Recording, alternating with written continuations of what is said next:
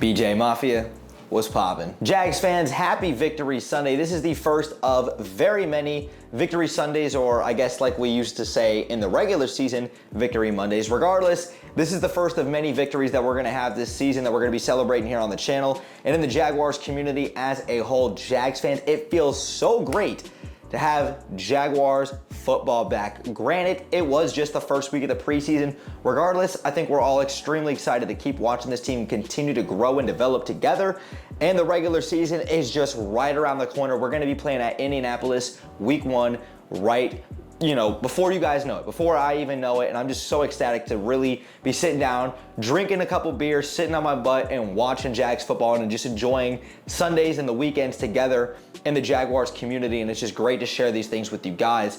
Usually with these recap videos, I would go ahead and talk about the opponent first. That's always the thing that I do. But since they didn't have any notable players playing, any of their starters, guys like Micah Parsons, Stephon Gilmore, Trayvon Diggs, CeeDee Lamb, Dak Prescott, I couldn't care less to talk about what the Cowboys put out there in terms of starters in terms of the bench players and guys that are really just trying to compete and make a roster spot. That's what I'm going to talk about here today with the Jags. Some notable things that I saw and some guys that really, really impressed me, and I'm sure impressed you guys as well too.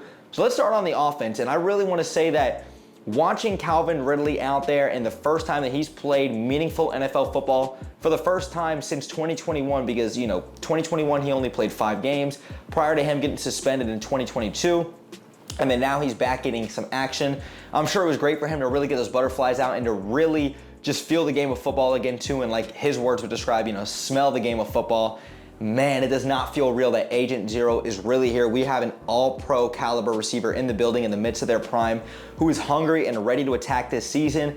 He finished yesterday 2 catches for 21 yards, and just the 2 catches that he had, he looked explosive on that out route and on that curl route. Just wow. It's extremely pleasing to see Calvin Ridley out there on the field, and I know that him and Trevor Lawrence are going to be a nasty duo this upcoming season. And kind of sticking with the offense and really with Trevor Lawrence, it was great to see that first team offense, despite that interception on the second play, which was a forced error by Trevor Lawrence that he didn't need to do. And maybe he's thinking it's preseason, let me just go out there and have fun and, sling the football out there. But regardless, Trevor Lawrence, let's not do that, even though it is just preseason. I'm not exactly sure if Calvin really decided on that improv at that point when Trevor was rolling out left that he was going to continue to go high on that route, and that's what allowed the safety to come back and try to make that play, or if Evan Ingram was a little bit too shallow on that route, because I think that ball was intended for Evan Ingram. That was just exactly what I saw and kind of took away from it. Not exactly sure what happened, but outside and despite that interception that Trevor Lawrence threw, it was great to see. After the fumble recovered, the Jaguars went back out there. They continued to put the ball, moving it forward, and they put the ball actually into the end zone. Christian Kirk got the touchdown. Obviously, our long snapper, Ross Matisic, I don't know if I pronounced that correctly. He's been with the team for an extended period of time, but he obviously had a shoulder injury on that first special teams play as well too. So the Jaguars decided to go for 2 and to really continue doing that all game. And then Zay Jones had that tippy toe 2-point conversion in the back of the end zone. Trevor Lawrence looked the part outside of the 1 interception, very confident in the pocket, and he really had all day in there. Sticking with the quarterback, CJ Beathard, 6 of 13 for 80 yards. He did some solid things, but the notable quarterback outside of Trevor Lawrence and CJ Beathard was with former Canadian Football League quarterback from Vancouver, Nathan Rourke. I think that's how you pronounce his last name as well too. Heard a lot of great things about him coming out of camp, but you really wanted to see it come into action in the preseason, and wow. Did this guy impress? Yes, he did. Not even just despite the one incredible Patrick Mahomes type of level throw that, he evaded like 4 or 5 different sacks, and he was still able to precisely put the ball on the money and get that 20-plus yard touchdown.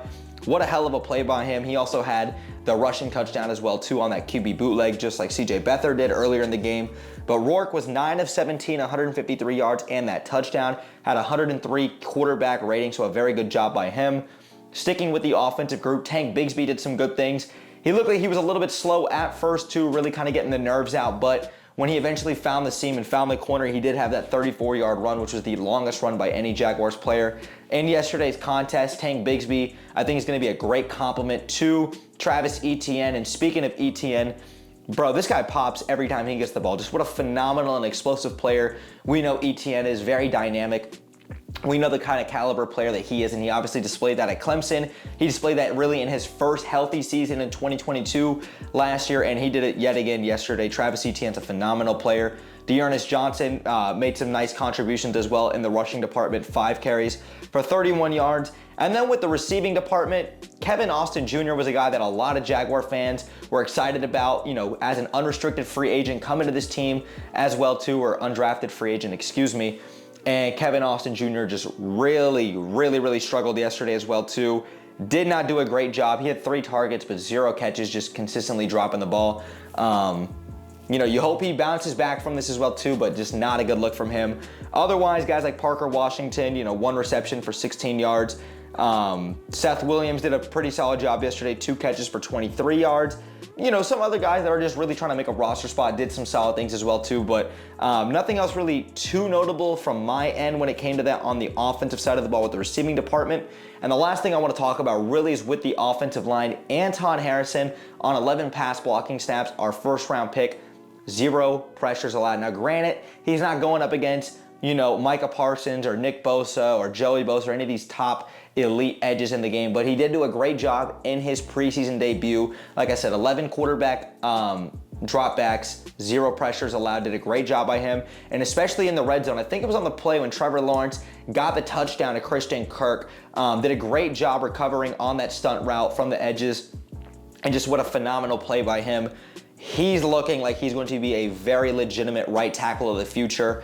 And, that was very evident yesterday, and that was very evident with the tape that I watched from him at Oklahoma.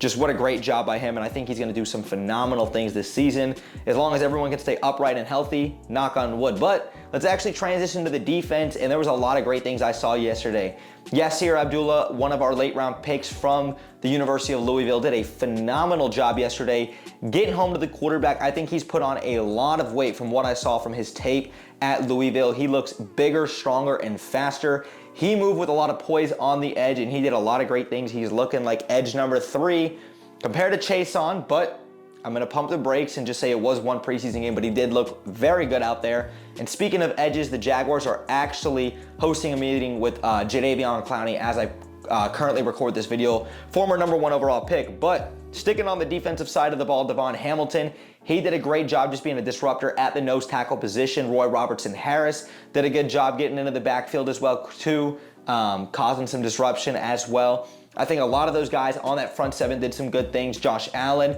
was very disruptive in a lot of different ways, and Trayvon Walker, I think, is going to still take some time to really get his feet wet as of right now, but I think you're going to see himself assert himself very soon. He's been having a phenomenal camp from everything that I've been keeping up with. Sticking with the defense, Devin Lloyd, former first-round pick out of the University of Utah last year. What a hell of a game by him. He's been doing a great job at camp. He looks bigger, stronger, and even faster. We know this guy was extremely athletic coming out of Utah, and wow, did he pop yesterday. Devin Lloyd did a phenomenal job, especially in coverage. I think he significantly outplayed Chad Muma, and maybe significantly outplayed is a little bit maybe over of an exaggeration. Like, I'm Trini, so, let me pump the brakes, but Devin Lloyd just did a phenomenal job yesterday. Big shout out to Gregory Jr. from Weecha Baptist, our former 6th-round pick in last year's draft. He didn't really get much of an opportunity last year to really showcase any of his talent or skills, but what a hell of a game by him, especially in that first half with the fumble recovery and forcing a fumble as well too. Gregory Jr. in coverage, I think it was on 22 pass coverage snaps as well too. I think he only allowed 1 catch, or he had 1 target in coverage. I'm just going based off memory. What a hell of a game by Gregory Jr. Hopefully he can continue to follow that up. And defensively, I thought guys like Rayshawn Jenkins did some solid things. Andre Sisco, of course, as well too. Darius Williams did a much better job tackling. I saw yesterday just a great overall performance I really saw from the Jaguars, and especially in that front 7. Now, you take it with a grain of salt. It is preseason. It is a lot of the Cowboys backups and a big majority of that, but you like what you saw, and you hope you can continue to build on that moving forward. The last notable thing I really want to point out is that Parker Washington was returning kicks and punt returns as well too. And of course, me being the Jamal Agnew guy, and Jamal Agnew being my absolute favorite Jaguars player, no question about it. I was a little surprised, a little shocked. I know Parker Washington took on that role throughout training camp of wanting to be more included in special teams when it comes to returning punts and returning kicks, but I'm not going to let my emotions get the best of me. I'm happy for Parker Washington. I hope he gets an opportunity at some point down the road, because it's not gonna be this season, because we have a top 2, not 2, special teamer in terms of kick returns and punt returns in the NFL. In number 39, Jamal Agnew. That's our guy. So I just want to put that on the record. And I'm not concerned, because once the regular season comes around, Jamal Agnew is going to be returning kicks and returning punt returns for this team, and he's going to be making a lot of plays on special teams and, yes, on offense. But Jags fans, that's really it for this recap. I just wanted to kind of give a couple of quick takeaways from what I observed yesterday and yesterday's performance. I'm just grateful that we have Jaguars football to all watch and really, come back together as a community and just be like, damn, like Jags football is coming back, sooner than we thought, and we got a victory. So that feels great. Getting through training camp, getting through the summer with no football is always extremely difficult, extremely tough, but we're making it, you guys. Regular season Jaguars football is right around the corner. But Jags fans, if you guys enjoyed that victory, and if you guys enjoyed today's, recap and little rant of me talking, make sure you guys actually go ahead and drop me a thumbs up, bro. It takes 1 second and it helps me in the channel out tremendously. Make sure you guys also go ahead and hit that subscribe bell to stay tuned for more Jaguars content that I do here on YouTube. And make sure you guys also go ahead and follow me on my socials, especially on Twitter. I'm very active and I'm on there every single day. The link tree will be in the description down below, to my Twitter, to my Instagram, to the podcast that I host every single week. So make sure you guys go ahead and check that out. But thank you guys again for sticking around throughout the whole video. Brett James, AKA BJ, I'm out, y'all. Go Jags, baby. Peace.